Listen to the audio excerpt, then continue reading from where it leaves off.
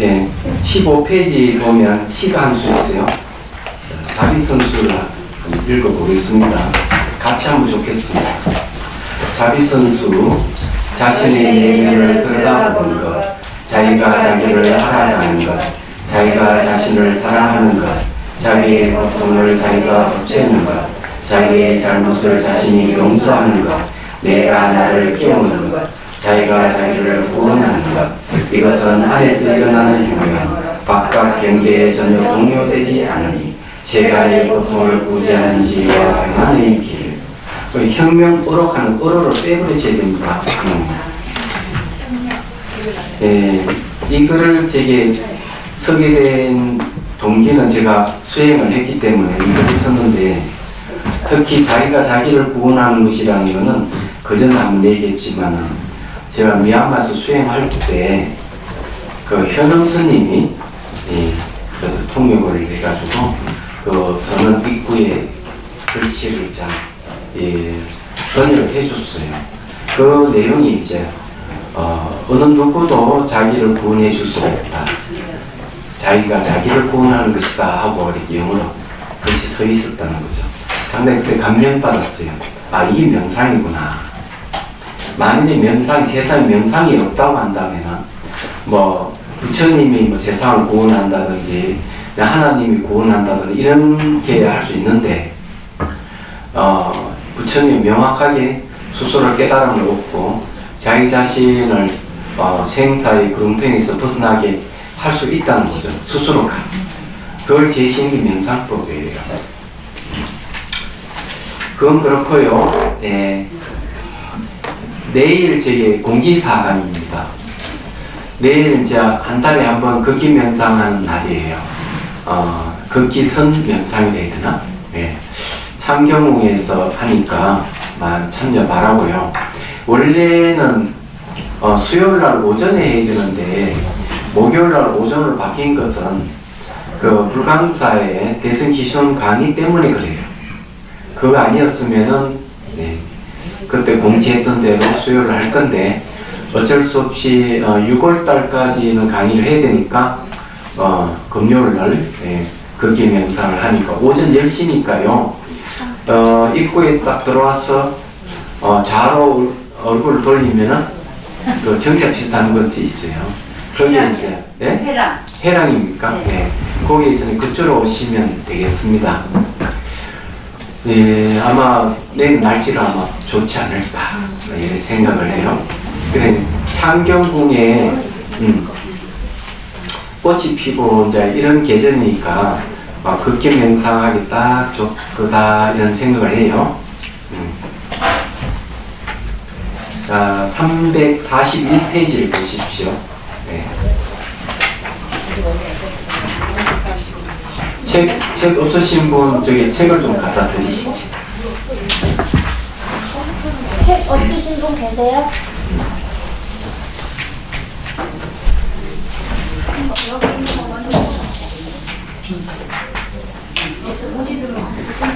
그 무상 그사님이 공부하니까 보기 좋다요. 그 GDS에 보낼 사진 찍어야 되니까 사진 찍을 동안 불편하셔도 앞에 사진 그래요, 그 좋으네. 네? 여기다 사진만 찍으면 사진 찍을 동안만 못 받으셨다고요? 앞에서 제가 한번 요래도 찍고 요래도 찍고 요래도 찍고 저래도 찍고. 사진은 대각선을 찍는 게 잘 나와요. 자, 341페이지 일상생활에서 자기수반 수행하기 봅시다.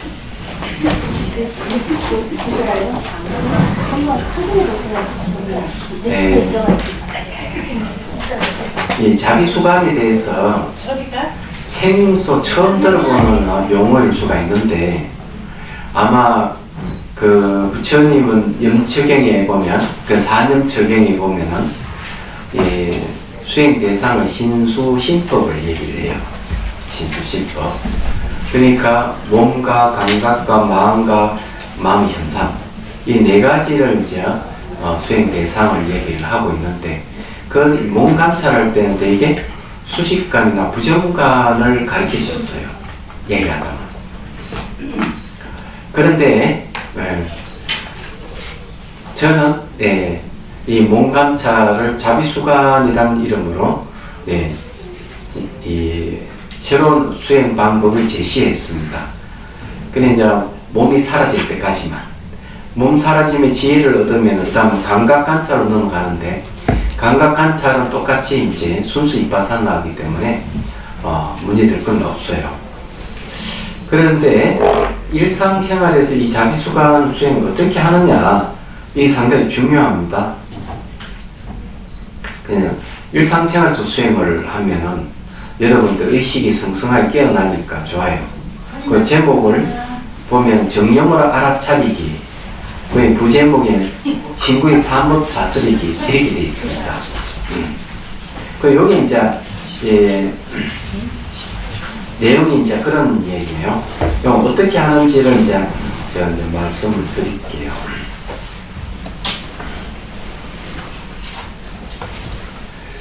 수행하시는 분은 아침에 딱 일어나면은 제일 먼저 이 생각을 해요. 나는 수행하는 사람, 수행자다, 또는 명상하는 사람이다, 이런 생각을 하셔야 돼요. 처음 일어나자마자 누구한테 얘기할 사람 없잖아요. 안 그러면 거울을 딱 보면서 난 수행자다, 이렇게 한번 자기에게 환기시키는 건 상당히 좋아요.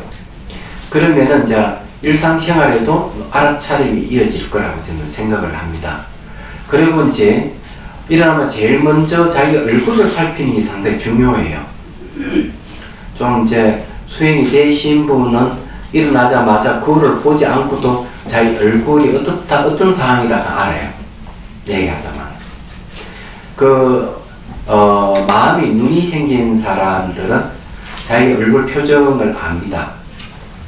근데 이제 처음 수행하시는 분들은 자기 얼굴이 굳었는지, 웃고 있는지, 무덤덤하게 있는지 이건 잘 모르거든요.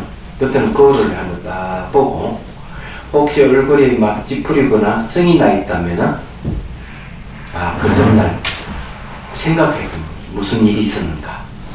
안 그러면 새벽녘에 혹시 깨어가지고 무슨 생각을 했는지 그냥 살펴볼 필요가 있어요. 그걸 한번 반성을 해봐야 된다는 거예요. 수행하는 사람은 자기 반성이 좀 필요해요. 그래서 대승기신론에 보면은 네 개의 깨달음을 얘기합니다. 범부각, 상사각, 수분각, 구경각. 있는데 그 범부의 깨달음만 얻어도 칠지 악업이 없으신다. 도덕성이 회복되는 거죠. 도덕성이 이제 드러난다 해야 되겠죠. 그럼 몸으로 짓는 살생 도덕질 사떤 음행, 입으로 짓는 거짓말 이간질 악담 꾸미는 말, 일곱 가지 악업이 없으신다.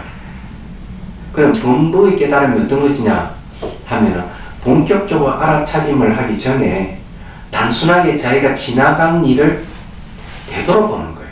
그걸 반성이라고 해요. 얘기하자면. 그래서 이제 하루 3차례씩 반성하면 상당히 좋은데, 아침에 일어나서 거울 보고 잘 얼굴 표정을 살피면서 그 전날 무슨 일이 있었는지, 그 다음에 이제 점심 때에는 아침부터 점심 때까지 무슨 일이 있었는지, 그 다음에 이제 저녁이 무렵에서는 점심에서 저녁까지 무슨 일이 있었는지 한번 살펴보는 거예요. 이런 식으로 이제 한번 살펴보고 자기 말을 하는가를 행동했을 때 어떤 생각을 했는지 이것을 살펴보는 겁니다. 반성하는 거죠. 신구의락하는 거는 몸으로 행동하는 거, 말하는 거, 생각하는 걸 한번 되돌아보는 겁니다. 이게 번거롭다면 하루에 한 번 정도만이라도 한번 되돌아보면은 신구의 사법이 다스려지고 행동하는 것이 좀 달라질 것이다. 저는 그렇게 봅니다. 요 내용이 그런 내용이에요. 되게 이제 이 스님들 보면은 제가 이제 그 봉헌사 있잖아요. 봉헌사에 이제 행사가 있었어. 이제 여러 스님들이 모여서 행사가 있어서 한번 갔었습니다. 그래서 아침 예불을 드리고 나오면서 그때 예불 드리러 나온 스님들의 얼굴을 한번 살펴본 적이 있어요. 매일하잖아. 근데 보통은 낮에는 참 얼굴이 달덩이같이 훤하고 그런데 그 스님을 예불 드려 나오는 얼굴을 보니까 얼굴이 굳어 있더라고요. 그냥 아침인데 이제 그러면은 얼굴 굳어 있다 그러면 그 전날 뭔가 스트레스 받았거나 안 좋은 생각이 있었다는 얘기죠. 제 판단 그랬었어 그때. 마찬가지로 항상 이제 그 자기 얼굴을 한번 볼 필요가 있다. 모든 심리는 얼굴이 나타나기 때문에 여기 이제 정념을 알아차리기는 처음에는 그렇게 해야 된다 이런 얘기예요. 자, 342페이지를 보십시오. 그 다음에 이제 집안 일을 하거나 회사에서 업무를 볼 때 일상생활 속에서는 어떻게 해야 되느냐. 여러분 알아차림이라고 하는 게 직관입니다. 이건 이제 알아야 돼요. 자, 이제 우리가 깨달음을 얻는데 두 가지 인식수단을 가지고 있어요. 하나는 직관이라는 인식수단이 있고요. 또 하나는 추리하는 겁니다. 네, 추리. 또는 이제 추론이라고 얘기해요. 인식수단을 얘기를 하면, 예, 이 깨달음을 얻으려면은, 예, 이 두 가지 인식수단이죠. 인식수단입니다. 예. 보통 이제 직관을 이제, 불교 전문 용어는 혈량이란 말을 씁니다.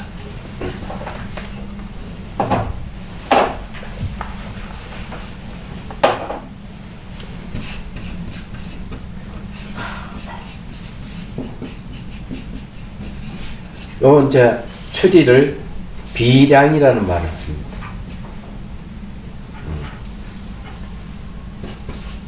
비량. 이 말은 무슨 말인가? 량하는 건 헤아리다 인식하다는 뜻인데 나타날 현자 썼기 때문에 현물적인 것만 인식하는 거예요. 과거는 인식할 수 없고 왜? 지나가 버렸으니까. 미래는 오지 않은 건 인식할 수가 없어요. 현재 눈앞에 있는 것만 인식하기 때문에 혈량이란 말을 쓰고 비량, 요 비교할 비자예요. 비교해서 헤아린다 하는 추리를 얘기합니다. 이런 두 가지 인식 수단을 써서 깨달음을 얻는 거죠. 얘기하자면. 그래서 이제 비교한다 하는 것은 항상 매개물이 있어요. 직관이라는 건 매개물이 없어요. 눈앞에 보고 바로 아는 건 다 직관이에요. 여러분 그냥 보고 이게 무엇인지 다 알잖아요. 보고 다 아는 건 다 직관에 속하는 거예요. 그냥 눈앞에 없는 대상을 알려고 하면은 그거는 매개물이 있어야 돼요. 여러분 집에 다 냉장고 있죠? TV 있죠? 근데 눈앞에 냉장고도 TV도 없는데 어떻게 알죠? 네. 언어를 이용하는 거죠. 냉장고는 언어, TV는 언어를 매개로 해서 집안에 냉장고가 있고 TV가 있다는 아는 겁니다. 이런 언어를 매개로 하고 있는 건 다 추리에 속하고 추론에 속할 뿐만 아니라 언어와 결합될 수 있는 이미지, 이것도 역시 매개물이 됩니다. 얘기하자면. 그래서 인식수단은 이 두 가지 외의 인식수단은 깨달을 수가 없습니다. 얘기하자면. 그래 깨달음을 얻는다면 이 두 가지 쓰는데 여기 알아차림이라 하는 거는 여기 알아차림이다 말이죠. 네. 알아차림. 알아차림은 바로 직관에 분류돼요. 그래서 여기 이제 일상생활에서 알아차림 훈련을 하셔야 돼요. 그런데 이 직관과 추론의 특징은 뭐가 있는가 하면 그 안에는 인식 기능과 함께 비판 기능도 같이 들어가 있어요. 직관에도 그렇고 추론에도 그렇고. 근데 깨달음의 수단에 인식 기능과 비판 기능이 없으면은 깨달을 수가 없어요. 얘기하잖아. 자, 그런 것 중에 어떤 게 있나 하면요. 네 가지의 그 잘못된 인식수단을 써서 깨달으려고 하는 것을 비판한 게 있습니다. 그게 어디 나오는가 하면 원각경이 나와요. 그걸 작임지멸이라고 하는데, 지을 작자, 막힐 임자, 거칠 짓자, 멸할 멸자, 이 네 가지는 가지고 인식수단으로 삼으면 안 된다. 얘기하자면. 그런 것은 그 안에는 인식수단과 비판 기능이 사실은 없을 수가 있어요. 그 안에는. 그래서 이제 그런 게 대체적으로 그러면 우리가 그 잘못된 명상을 예를 들어 그러면 뭐가 있느냐 하면, 그것도 한번 얘기했는데, 멍 때리기 같은 거는 멍하니 이래 가만히 있는 상태, 그걸 명상이라 하는데 그건 명상이 될 수가 없어요. 왜냐, 멍한 상태는 인식 기능이 없어. 뭘 판단하고 뭘 아는 기능이 없어요. 옳고 그름을 판단하는 비판 기능도 없어요. 그래서 멍 때리기는 명상이 될 수가 없어요. 근데 멍 때리기 명상이라는 이름으로 TV도 나오고 반영하고 이러는데, 그걸 유행시키면 나라가 망해요. 크게 이야기하면. 대한민국 사람 다 그 명상을 한다 그러면 나라가 폭삭 망하게 됩니다. 이유는 간단해요. 인식 기능이 없고 비판 기능이 없기 때문에, 이웃 나라에서, 시비를 건다든지, 이렇게 하면은, 그걸 할 수가 없는 거. 대처를 못 합니다. 왜? 멍한 상태에서는 어떻게 해야 될지 알 수가 없기 때문에. 비유를 들자면 그렇다는 거죠. 만약에 한 가정에서 다 멍 때리기를 한다 이러면, 이웃집에서 시비를 걸을 때 옳고 그름을 판단할 수 있는 능력이 없어지죠. 멍한 상태에서는. 만약에 술 먹고 싸움하면 똑같은 거예요. 그래서 이 멍 때리기가 명상이 아닌데도 불구하고 명상 이름으로 시행하는 것은 잘못된 거예요. 얘기하자면. 그래서 저 알아차림이라고 하는 거는 안다는 건 알 플러스 정신차림이라는 뜻이에요. 그래서 저 안에는 직관이면서도 직관 안에 뭐가 있는가 하면 인식 기능과 비판 기능이 다 가지고 있어요. 그래서 이제 알아차림이 힘을 기르셔야 돼요. 직관하는데도 그 안에 비판 기능이 있다? 여러분들이 아마 처음 알았을 거예요. 거기에 이제 예를 들어 심수심법 중에 몸을 관찰한다. 그냥 자기 손으로 머리에 물을 부준다든지, 관세음보살 손이라든지 부처님 손이라든지 이런 가상의 손을 빌려가지고 이렇게 수담을 준다든지 이렇게 하면은 몸에 현상이 생겨요. 현상이 생길 때 그걸 알아차리는 거죠. 알아차리면 이건 물질 현상, 이게 물질적인 현상이고 이건 정신 현상이구나. 이렇게 구분을 됩니다. 알아차림하는데도. 그리고 이건 일어나고 사람이 다르다 하는 걸 또 알게 돼요. 그냥 직관인데 바로 알아요. 그게. 그래 세 번째 단계 가면은 지나가고는 돌아오지 않았었고 미래는 오지 않았었고 현재 머물지 않는다 하는 걸 알게 돼요. 그러면서 몸은 항상하다 하는 잘못된 생각을 버리게 되죠. 그게 비판 기능이에요. 그리고 몸은 즐겁다 하는 생각도 버리게 돼요. 몸 안에 주제는 자아가 있다는 생각을 버리게 돼요. 변하는 것 속에는, 변하는 것은 만족스러운 게 아무것도 없다. 만족스럽지 않는 것은 자기 뜻대로 바꿀 수가 없다. 그래서 무상고 무화가 드러나기 때문에 그게 알아차림에 의해서 드러나는 거예요. 얘기하자면 그런 거죠. 그렇기 때문에 저 알아차림 훈련을 길러주셔야 돼요. 그것도 한번 얘기했는데, 어느 스님이 공부하러 왔어 이렇게 얘기해요. 그 김명상을 이제 하고 와가지고 하는 말이, 아니 시작되기 없는 발바닥 감각 관찰이라 알아차리라 그러고 이거 왜 하느냐 이게야. 근데 심한 공성이라든지 마음의 심청 심리에 대해서 이런 게 훨씬 좋지, 발바닥 감각 관찰 이런 건 아무 시작되기 하면 없다는 거지. 이렇게 얘기하는 분이 계셨어. 근데 이제 이분은 수행이 무엇인지 모르기 때문에 그런 얘기를 하는 겁니다. 우선 진실을 알려고 그러면은 있는 그대로 보는 훈련을 하셔야 돼요. 사물을 있는 그대로 보는 훈련이 바로 직관이고 그 직관의 내용이 알아차림이에요. 그래야 이제 지혜가 생깁니다. 말하자면. 그래서 이제 감각을 매 순간 알아차림 훈련을 하게 되면은 이게 알아차림이 이제 상승하게 돼요. 어떻게 상승하느냐?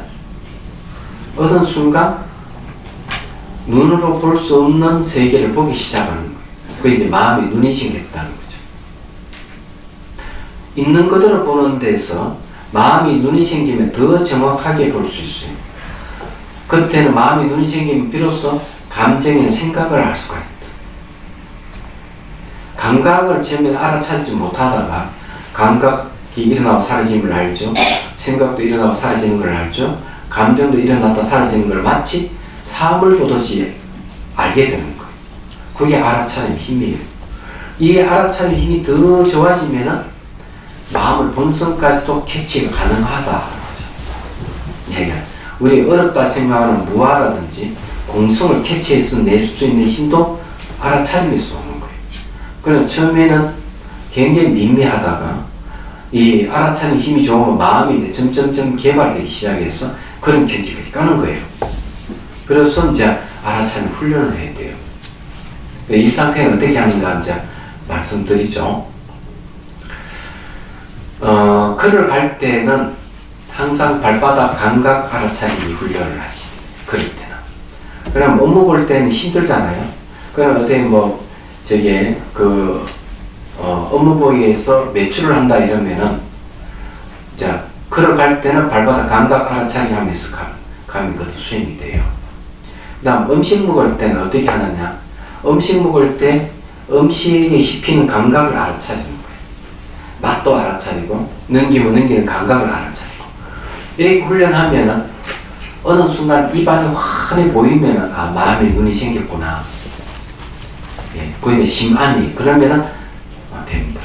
걸어가다 발바닥 감각 알아차리기 하다 보면 어느 순간 발바닥에 시각적으로 보이기 시작하면은 마음에 눈이 생겼구나. 마음이 눈이 생기면 이제 일어나고 사라지면 명확하게 보일 수가 있는 힘이 생기는 겁니다. 얘기하자면. 그래서 알아차림 매우 중요해요. 그럼 알아차림 언제까지 해야 되느냐? 또 이런 분이 계셔요. 알아차림 어느 정도 하면은 이제 그거 끝이고 다른 단계의 뭐가 수행 수단이 있는 같이 얘기를 하는데 그런 거 없습니다. 열반이 들어가기 전까지 알아차림을 해요. 이 알아차리는 게 그때 열반이 들어가기 전까지 알아차리면 생각이나 감정을 객관적으로 볼 수 있는 능력이에요. 그리고 이제 열반에 들어갔다가 나오면 또 일어나고 사라지면 또 알아차림을 하셔야 돼요. 그래 알아차림을 하게 되면 보는 힘이 생기는데 마음이 눈이 생겼다 하는 것은 바로 보는 힘이 생겼다는 거예요. 말하자면은 그래서 이제 열반에 들어갈 때도 알아차림, 열반에 나왔어도 또 알아차림. 이 알아차림이 중요한 거예요. 말하자면. 그러면 알아차림이 언제 그러면은 없어지느냐? 이바사는 16단계를 쭉 보면은 첫 번째 단계는 이제 정의현상과 물질현상을 구분하는 단계. 두 번째는 일어나고 사라짐을 구분하는 단계. 세 번째 무상고 무아를 이해하고 관찰하는 단계. 네 번째 몸이 사라지는 단계. 다섯 번째는 몸 사라짐이 지혜를 얻는 단계. 여섯 번째 두려움을 생기는 단계. 일곱 번째, 여덟 번째, 아홉째는 무상고 무아에 대한 명확한 이제 체험이 오는 단계. 열 번째는 되돌아보는 지혜. 이제 자기 이때가 쭉 공부했다 하면 되돌아보는 거죠. 11번째 가서 비로소 일어나고 사라지는 것에 대해서 초연해지는 단계. 그러고는 12번째 딱 가면 일어나고 사라지면 관찰하는 게 없어버려요. 그때 알아차림도 멈춰지는 단계예요. 그래서 그때는 의식이 일어나지 않는다. 그러면서 12번째에서 13번째, 14번째, 15번째 도를 얻는 단계. 16번째는 과를 얻는 단계인데 16번 단계가 바로 열반의 자리예요. 그 자리는 마음이 일어나고 사라짐이 없어요. 얘기하자면 모든 마음이 움직이며 멈춰져 버린 상태. 그래서 번뇌 불이 꺼졌다 이렇게 표현해요. 그 자리는 생로병사가 없어요. 가고 오며 없고 이 정멸이라고 합니다. 그 상태를. 근데 이제 대승불교로 오면은 그걸 더 자세하게 설명도 하죠. 그리고 이 조사 어록에도 다르게 표현해요. 경전에는 뭐 공격하다, 근본이 없다, 그리고 현상을 일으킨 정자도 없다 이렇게 얘기를 하고, 어록에는 본래 면목, 한불권 이런 식으로 본질분가 이런 식으로 표현해요. 그 자리를. 그러니까 그걸 다른 거예요. 이게. 그래서 제가 이제 말씀드리고 싶은 들어갈 때 12번의 단계에서 알아차림이 없이지만 열반 딱 나오면 다시 일어나고 살을 또 관찰하면서 또 단계를 거쳐 또 열반에 들어가요. 그것도 좀 더 오래 머물어요. 또 나왔다가 다시 들어갈 때는 또 이제는 자 조연해지는 지혜에서 또 출발을 하는 거예요. 그럼 또 더 오래 머물게 되는 거예요. 이런 식으로 들어갔다 나왔다 들어갔다 나왔다 하면서 수다원도 수다원과 사다함도 사다함과 아나함도 아나함과 아라함도 아라함과 이렇게 이제 차츰차츰 상승해 가는 거예요. 열반을 체득하고부터는 이제 쭉 그런 식으로 이제 간단 말이에요. 그래서 이제 제가 말씀드리고 싶은 거는 알아차림은 열반에 들어가기 직전까지 한다. 이걸 항상 기억을 하셔야 돼요. 그래서 이 알아차림이 있는 그대로 보는 놈이에요. 그래서 사물을 있는 그대로 보고 왜곡이라든지 착각에서 벗어날 수가 있는 거예요. 얘기하자면. 이런 명심을 하셔야 됩니다. 그럼 알아차림 어디까지 해야 되죠? 이러면은 열반 직전까지 하고 열반 들어갔다 나오서 또 역시 알아차림이 또 시작된다. 이렇게 이제 여러분들이 이해를 하셔야 돼요. 얘기하자면. 그리고 이제 열반에 들어가기 전에 나타나는 현상은 이 알아차림이 익숙하게 익어져 있어요. 선천적으로 가져온 것 같이. 그러면 나타나는 현상은 평정 상태가 옵니다. 평정 상태가 올 때 이제 열반에 들어갈 수 있는 조건이 갖춰져 가고 있다. 이래 봐야 돼요. 알아차림을 통해서. 요거는 이제 남방이 파사나에서 이제 이렇게 얘기하는데 여기에서도 그렇다 이렇게 생각을 하시면 돼요. 그 다음에 이제 그래서 알아차림 열심히 하라고 제가 이 얘기를 하는 겁니다. 혹시 이제 신문을 볼 때 알아차림 하시고 신문 보면서 뭐 먹으면서 신문 보지 마시고 그러면은 안 돼요. 알아차림 처음 할 때는 한 가지씩만 해야 돼요. 신문 볼 때 신문만 보고 음식 볼 때 먹는 것만 보고 TV 볼 때 TV만 다 보고 이렇게 해야 돼요. 밥 먹을 때는 밥만 먹고 이렇게 처음에는 연습해서 한 대상에 한 알아차림 이거 철저히 준수하셔야 돼요. 한 대상에 한 알아차림 이것이 훈련이 잘 되면은 이제는 여러 개를 일시에 같이 알아차림도 가능해집니다. 그래서 이것도 훈련을 하셔야 되는 거죠.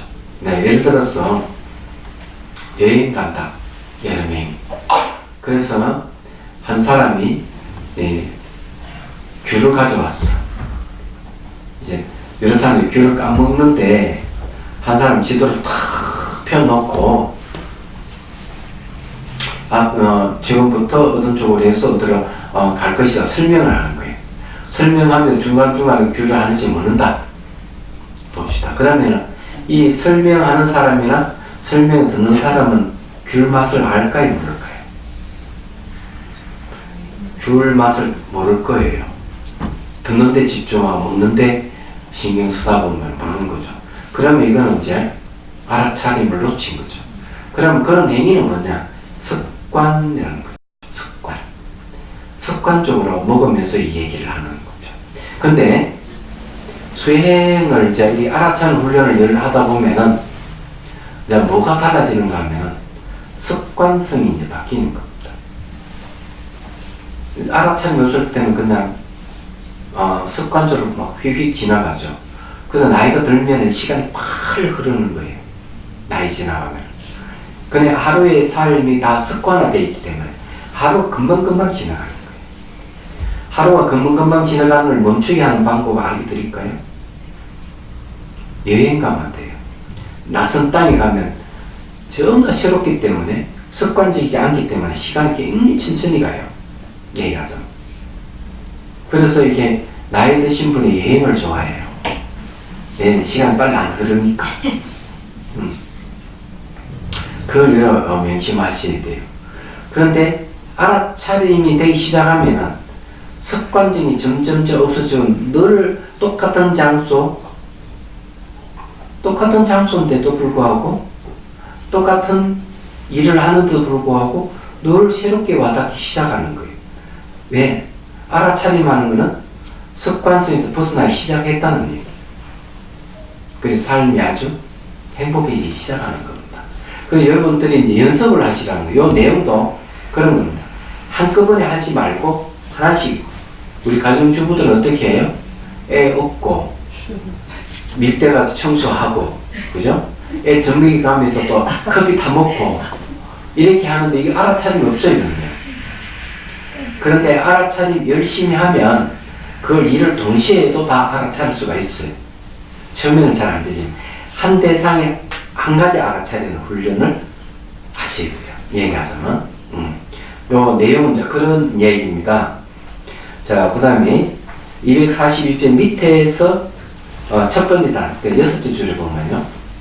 수행자는 자기가 속한 세계와 삼남만사의 자기를 알기 위한 수행 대상이고, 자기가 행하고 있는 것은 아무리 작은 행동이라도 역시 자기 자신을 알기 위한 수행의 대상임을 명심해야 됩니다. 그러니까 보이고 들리는 세계나 자기 모든 행위나 자기를 알기 위한 수행 대상이라는 걸 항상 명심하라는 말이에요. 이와 같이 성성한 알아차림은 자기가 의지해야 하는 수행의 중요한 의지처입니다. 그래서 예로부터 수행자들 아무리 소소한 행동일지라도 알아차린 습관을 들었던 것입니다. 일상생활을 이렇게 하다 보면 집중이 커지고 의식이 명료해집니다. 또한 여러 일이 겹쳐도 당황하지 않고 문제를 해결하는 능력이 길러집니다. 자, 성성한 알아차림, 성성적절이라는 말을 하고 있죠. 자, 여기에 대해서 또 말씀드릴게요. 성성하다, 또록또록하다, 이 말이 무슨 말인지. 알아차림은 제가 얘기했잖아요. 눈앞에 있는 것만 안다. 지나간 건 돌아오지 않기 때문에 알 수가 없어요. 그래서 알아차림은 지나간 과거를 알아차리질 않습니다. 미래는 오지 않을 수 없기 때문에 미래를 알아차리질 않아요. 현재 눈앞에 있는 것만 알아차려요. 그게 감각이든 현상이든 그것이 감정이든 생각이든 현물적인 것만 알아차려요. 이 훈련을 하게 되면 의식이 과거도 안 가고 미래도 가지 않게 돼요. 현재 순간에 깨있게 되는 거예요. 그래서 깨있다 하는 현재 순간을 얘기하는 그걸 성성이라고 합니다. 성성은 깨있다는 거죠. 그러니까 이렇게 해서 성성은 알아차림이란 말은 현재 순간에 깨있다는 거죠. 그럼 현재 순간에 깨있다 하는 것을 현상적으로 어떻게 아느냐. 그때쯤에는 머리가 여기 전동불이 온 것 같아서 환합니다. 얘기하죠. 그건 현물적인 것만 보는 거죠. 그럴 때는 미래에 대한 트라우마라든지 미래에 대해서 곱씹는 그런 건 없어요. 그러니까 과거에 대해서 곱씹는 건 없고 미래에 대해서는 불안감이 없어요. 얘기하자면 현재 순간에 깨있다 하는 그런 뜻이에요. 그게 아주 중요하다. 그 다음에 이제 소소한 행동이라도 알아서 한 습관을 들인다 했는데 이건 무슨 말인가 이런 겁니다. 이건 옛날에 한 얘기지만 한 번 더 얘기하죠. 일각방장 스님이 쓰신 아마 글인 걸 생각하는데 제가 송강사에 있을 때니까요. 그 글에는 이런 게 있습니다. 한 제자가 하도를 참고하다가 한 소식을 했다고 너무 기쁜 거야. 그래서 뛰어오면서 스승님 저 한 소식 했습니다 하고 이제 신발을 벗고 마루에 뛰어올라 문을 열고 딱 들어간 거예요. 스승이 딱 그래 얘기해. 신발을 어디다 벗어놨지? 딱 묻는 거야. 너무 한 소식 했다고 너무 기뻐가지고 신발 어디에 벗어놓은지 모르는 거예요. 그래 어리둥절하면서 모르겠다 이러니까 너 아직 멀었다. 다시 스승이 퇴짜 맞은 거죠. 얘기하자면. 알아차림이라고 하는 게 이제 그런 거예요. 그 다음에 알아차림이 깊어진 사례를 얘기하자면 이런 거예요. 어느 유명한 큰 스님이 계시니까 수자 스님들이 그 스님을 모시두고 이제 1년 내내 수행을 했는데 다 큰 스님이고 도인 스님을 다 알고 있는데 1년 살고 2년 살 같이 살아보니까 이 큰 스님 우리하고 똑같네. 뭐 별로 다른 게 없네. 이런 생각이 들기 시작했어요. 제자들이. 어느 날 이제 지드방에서 차를 한 잔 마시는데 한 스님이 탁 이렇게 얘기했어요. 스님은 도인이라고 생각을 했는데 살아보니까 저희들하고 똑같네요. 그렇게 얘기했어요. 그러니 큰 스님이 다른 게 하나 있지. 네. 그게 뭡니까? 그러니까 스님들은 이 방문을 넘어올 때 온갖 잡생활 이런저런 생각을 하면서 넘어오지 않느냐. 앉아서 차를 마시면서도 온갖 잡생활 다 하고 있지 않느냐고 딱 지적을 하는. 당신 무슨 생각하고 당신 무슨 생각하고. 깜짝 놀란 거죠. 스님은 아무것도 안 하고 모르는 것 같은데 그 스님의 생각을, 그 스님 마음을 다 읽고 있었던 거예요. 그걸 타심통이라고 그래요. 우리나라에 타심통 하신 분은 성철 스님 계시죠. 성철 스님, 장자 스님들 얘기 들어보면 그 얘기를 하고 어느 저기 비구니 스님이 찾아가는데 스님이 그냥 무시해버렸어요. 그러니까 비구니 스님이 아주 막 화가 머리 끝까지 당신 자기를 무시한다고. 그러면서 내가 다음 생에는 반드시 내가 남자로 태어나서 출가해가지고 성철이보다 내 더 큰 스님이 될 거다. 이렇게 얘기를 마음속으로. 그러니까 성철 스님이 싹 돌아오고 시구스님 그래 그 좋다 그렇게 해라 이러면 그것만 비우면서 깜짝 놀래버린 거죠. 그 원통 스님이 이제 그런 얘기들. 당신은 저게 행자를 생활을 한 1년을 하셨다고. 도인 스님이랑 찾아가 백년하면 행자 생활을 하는데 호랑이 스님이라 그러니까 보니까 아니 도인이라 그랬는데 저리 과암이나 지르고 어찌 지를 수가 있죠. 한 3개월 살다가 에라 도인이 뭐고 내려가야 되겠다. 그래서 오늘 공양이나 지혜 들고 가야지 하고 정지에 싹 들어갔는데 어느새 노선이 따라와가 이 새끼 갈라고! 그럼 깜짝 놀란 거예요. 야 무슨 뭐가 있다. 그래서 또 3개월을 또 이제 지냈는데 3개월 지난 거 보니까 또 이게 막 짜장스러운 거예요. 도인이라는 스님 도인 같지도 않고. 그래 이제 큰 방에 가서 간물장에 문을 열고 이게 물건을 그저 살라고 딱 들어가니까 어느새 뒤따라가 이 새끼 또 가려고! 그만 놀래버리가. 타심통을 하십니다. 마음을 다 읽어보는 거죠. 이런 거는 이제 스승으로서 조건 중에 하나예요. 그런 거는 저 되고 조기 경전에도 보면 비슷한 얘기가 있죠. 사리푸트라는 사리불 존자가 젊은 스님을 데려와요. 부처님이요. 제가 3개월 동안 이 스님을 수행을 시켰는데 아무 효과가 없습니다. 그 이유를 잘 모르겠습니다. 스님이 부처님 딱 보시고 스님 소관이 아닌 것 같다고. 근데 뭘 봤는가? 전생을 보십니다. 그 비구의 젊은 비구의 전생을 보고 그 젊은 비구의 전생은 뭔가 막 검 제공업자예요. 조경계나 검을 제공하는 사람이 집중이 얼마나 높겠어요. 그럼 그 앞에 붉은 연꽃 하나 탁 피워드리면 오늘부터 이것을 쭉 지켜보십시오. 이게 사마타 시초랍니다. 집중력 이상이시죠. 그럼 한 맨날 며칠 지났는데 이렇게 집중을 이어가니까 그 연꽃이 시들게 해버립니다. 심통을 보고 딱 시드는 순간 무상을 깨닫게 해요. 이런 게 이제 졸경전에 나옵니다. 그래서 이런 게 이제 상대의 마음을 읽어내는 능력이라든 정신을 읽어내는 능력은 스스로 갖춰야 할 조건 중에 하나예요. 저는 어림도 없지만은 그래서 이제 여러분들이 그것이 어디서 생기느냐 하는 거죠. 알아차림 물러나게 되면은 타심통이라든 숙명통 전부 다 마음의 눈이 생겨야만이 얻을 수 있는 경지입니다.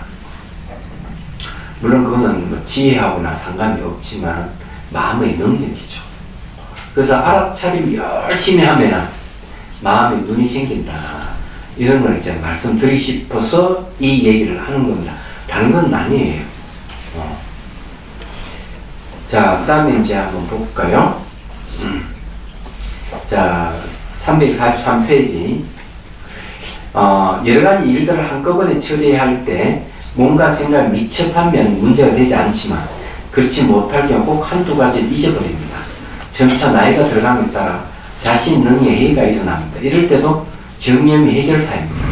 평소 자기가 하는 일에 늘 알아차림되어 있는 사람은 아무리 작다는 일이라도 순서에 따라 파악하고 처리할 수 있습니다. 근데 이 이야기를 왜 하느냐면 나이가 들고 일이 많으면 자꾸 잊어버려. 금방지 자꾸 생겨요. 근데 알아차림 훈련이 된 사람은 그런 게 없어요.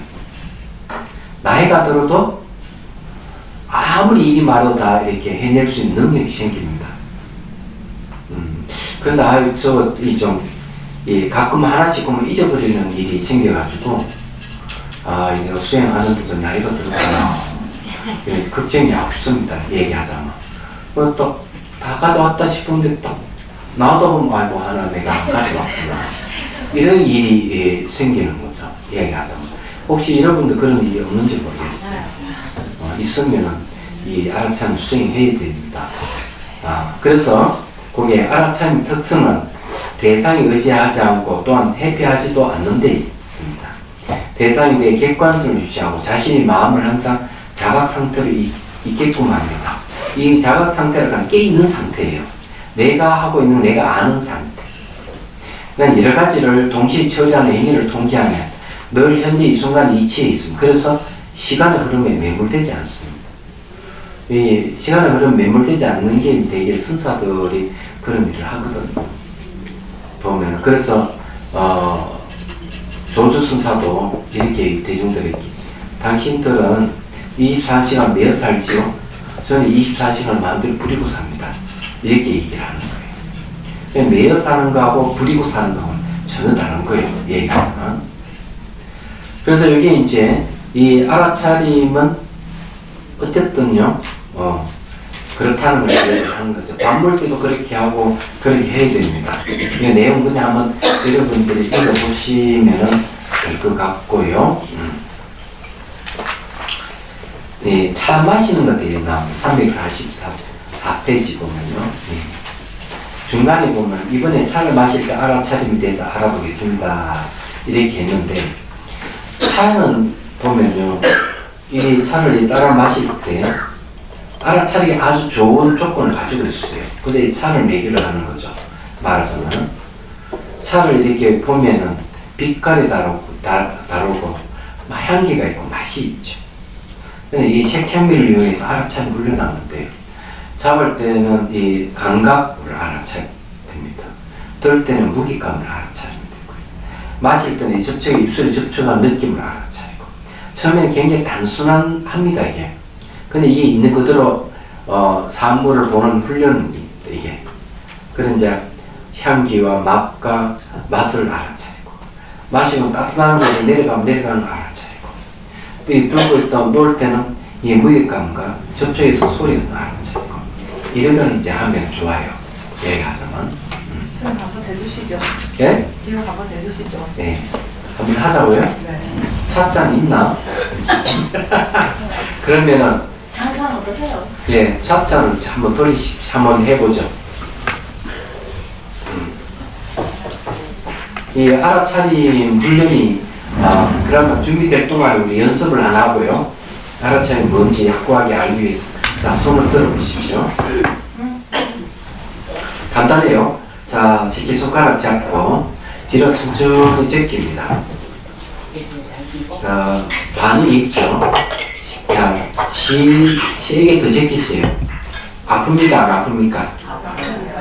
이 아픈 건 여러분들이 생각하지 않고도 알죠. 아프다는 거. 그게 직관입니다. 자, 그러면 천천히 놓으면 어때요? 통증이 서서히 약해지죠. 그럼 이것도 서서히 약해지는 아는 걸 알아차리는 거예요. 이거 너무 쉬워요, 이게. 그죠? 아, 좋습니다. 그러면은, 이거는 금방 안다고 하는데, 1시간 전에 있었던 일은 기억하십니까? 하죠. 그러면 하루 전에 있는 거 기억하시죠? 네, 이걸 얘기해요. 하루 전에 있었던 일을 지금 내가 그걸 알아차렸다 그러면 그 알아차리 하루가 하면 매우 깁니다. 그죠? 그래서 어제 내가 무슨 누구와 대화를 했는데 그때 내가 말을 잘못했구나. 그런 태도를 보이지 말아야 되는데 그러면 하루가 지나고 난 뒤에 반성할 때는 벌써 물이 엎어지고 난 다음에요. 안 그래요? 그죠? 그럼 제일 좋은 거는 뭡니까? 말을 할 때 바로 자기가 잘못 말하고 있다 그러면 바로 탁 멈춰버리는 게 제일 좋은 거예요. 이 알아차는 훈련은 바로 그거예요. 이 지나가서 아는 것을 점점점 줄이는 거. 줄이가 현재 이 순간에 알아차리도록 하는 거죠. 네, 이게 알아차는 훈련이에요. 지나간 것을 아는 것은 본부의 깨달음이고요. 현재 순간순간 내가 일어나고 있는 걸 아는 것은 이제 상사각 수준으로 들어오기 시작하는 거죠. 얘기하자면. 이게 이제 훈련이 되어 있는 겁니다. 네, 그런 훈련을 한다 생각을 하시고, 자, 한번 해보도록 하겠습니다.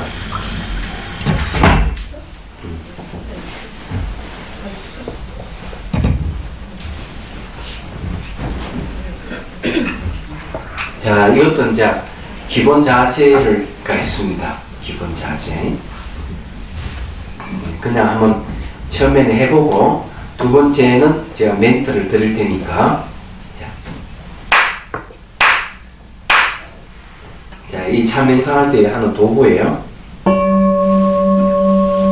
자, 숨을 들이쉬고, 내쉬고, 내쉴 때 어깨 힘을 빼십시오. 척추는 곧게 세우고.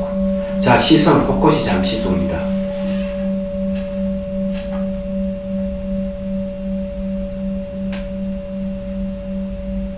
자, 이제 앞에 찻잔을 봅니다. 찻잔을 보십시오. 자, 그리고 손을 들고, 자, 잡습니다. 자, 이제 들고, 빛깔을 보고요. 향기를 맡고 맛을 음미합니다. 자, 맛을 이제 한번 잘 살펴보십시오. 입안의 맛이 단지, 쓴지, 변하고 있는지 이런 살핍니다. 자, 다시 한 번 더 마시고요. 자, 천천히 내려놓습니다. 제가 이제 물어볼게요. 한 몇 가지 정도, 한 5가지나 3가지 정도 알아차렸는지 모르겠네요. 그냥 아무 생각 없이 무심하게 한 분 계십니까? 하라 하니까 그냥 이렇게 들고 이렇게 마신 분 계십니까?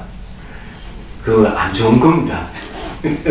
그건 습관적으로 가는 거예요.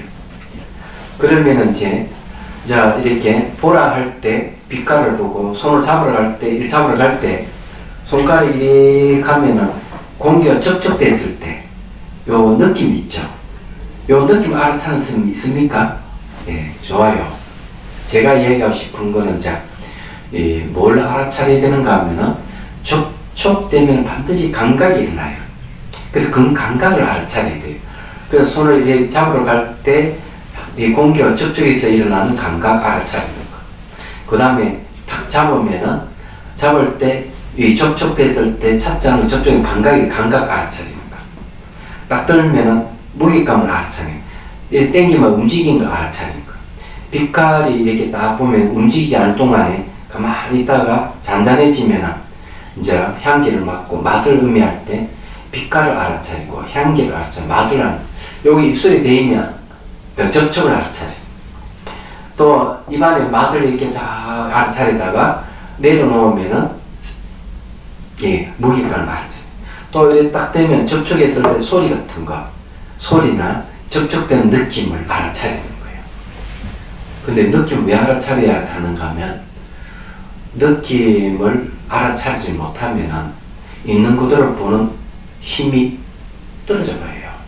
왜곡됩니다. 왜 그럴까? 감각에서 생각과 감정이 일어나요. 좋은 감각은 내버려두면 탐욕으로 가고, 싫은 감각은 내버려두면 분노로 가고, 무덤덤한 감각은 내버려두면 무지로 가요. 그래서 감각을 알아차리는 거죠. 그래서 감각 알아차리면은 감각이 변한다 하는 걸 알고 딱 체크하면은 즐거운 감각이 다 끝나버려요.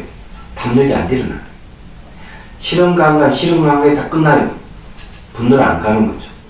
무덤덤한 감각을 알아차리면 무덤덤함이 끝나요. 무지로 가지 않는 거죠. 예. 그래 알아차림이 이런 번뇌가 일어나는 걸 다 차단해버려요. 그리고 알아차림을 할 때 감각의 변화를 알아차리기 시작하면은 그 다음 무소유를 알기 시작합니다. 이 모든 세계는 시각, 청각, 후각, 미각, 촉각 이런 감각에 의해서 다 파악되는 거예요. 그래서 감각을 안다면 이 세상을 다 안다고 보면 맞는 얘기예요. 그래서 이 감각 알아차리가 단순한 게 아니다는 얘기입니다. 그럼 한 번 더 알아차림 해볼게요. 집에서 연습을 좀 하셔야 됩니다.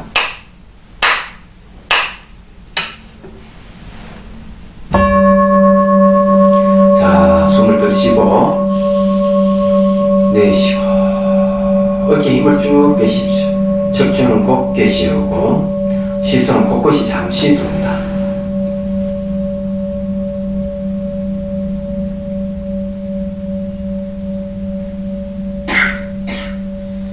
자, 이제 시선을 찻잔에 두십시오. 찻잔에 두고 자, 손을 들고 잡으러 갑니다. 자, 잡으러 가고 찻잔에 들고 자, 무게감을 느끼죠. 자, 빛깔을 보고 향기를 맛을 음미합니다. 차 맛을 잘 음미해 봅니다. 자, 다시 한 모금 마시고요. 자, 찻잔을 내려놓습니다.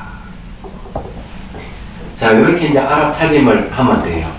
음식 먹을 때도 그렇게 하고, 혹시 비만이 있으신 분은 음식을 씹으면서 알아차림을 하게 되면 포만감 빨리 와서 음식을 적게 먹게 돼요. 그럼 비만이 예방됩니다. 얼마나 좋아요, 그죠? 그렇게 하십시오. 그렇게 하고, 자, 저 추리라 하는 게 있죠. 직관은 알아차림을 아는데 추리는 지금 무엇이 어떻게 추리하는지 잘 모르시죠?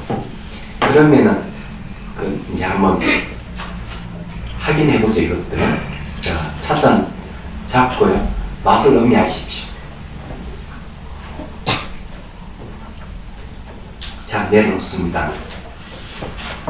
그러면 이 차 맛에 대해서 한번 분석 사유해 봅니다. 분석한다 하는 건 추리한다는 소리 똑같아요.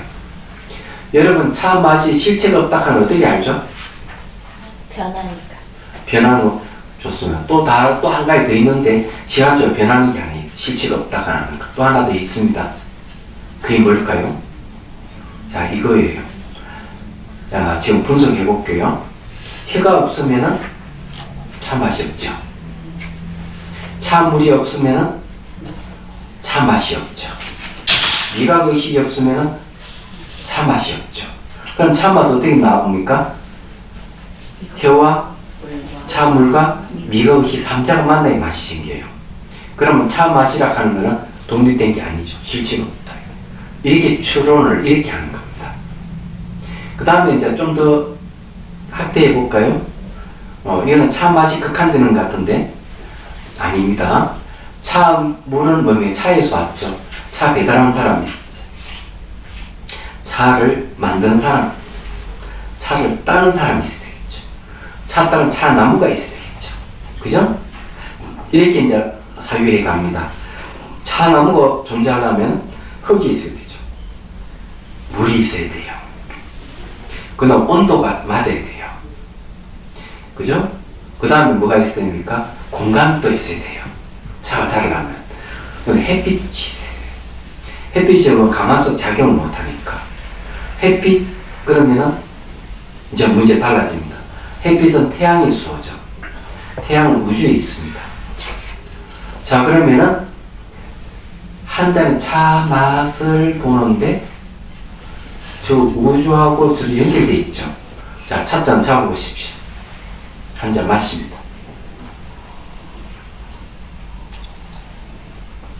자, 내려놓고요. 이 차 맛을 딱 보면서 우주와 연결되어 있다는 게 바로 하죠. 아, 혀가 없으면 맛이 없고, 찬물이 없으면 맛이 없고, 미가 없이 맛이 없구나. 그럼 차 따는 사람, 만드는 사람, 차나무, 이렇게 쭉 가다 보면 우주까지 가죠. 그러면 이런 걸 한 번에 쫙 되는 사람은 차 맛을 딱 보는 순간 우주의 맛을 보는 거예요. 연결되어 있으니까. 그러면 벌써 사유가 우주까지 가면은 벌써 지혜가 생기기 시작하는 거야. 아, 차 맛이라는 부분과 우주라는 게 전체가 서로 연결되어 있으니까 내가 차 맛이 없을 때는 차 맛과 연결된 우주는 존재하지 않는구나. 우주가 없으면 차 맛도 존재하지 않는구나. 이걸 알 수가 있는 거죠. 모든 것은 동등하구나. 부분과 전체가. 그걸 좀 더 나가면은 차 맛을 아는 것도 마음이고 우주를 아는 것도 마음이고 모든 걸 마음의 영역에서 안 벗어나네 하면 또 수준이 또 높아지는 거지. 얘기하자면 여러분들이 지금 하는 게 추론이랑 추리라 하면 저런 걸 얘기합니다. 저런 걸 해서 지혜가 생기는 거죠. 지혜의 다른 이름이 깨달음입니다. 여러분들이 이해가 됐다면 여러분은 깨달음이 왔어요. 이런 깨달음을 뭐라 하는 줄 아십니까? 아니야. 네. 이거는 자 해오라고 합니다. 이해로서 깨달았어요. 근데 이제 내가 체험하면 정오가 됩니다. 그게 너무 간단하죠. 지혜는 수시로 일어날 수 있고 그러니까요. 자, 오늘은 여기까지를 하겠습니다. 다음에는 이제 349페이지 다음에 하겠습니다. 혹시 질문 있으면 하십시오. 네, 일상생활에서 알아차림하기에 대해서 여러 가지 예를 들어서 얘기했는데 궁금한 점 그런 게 있으면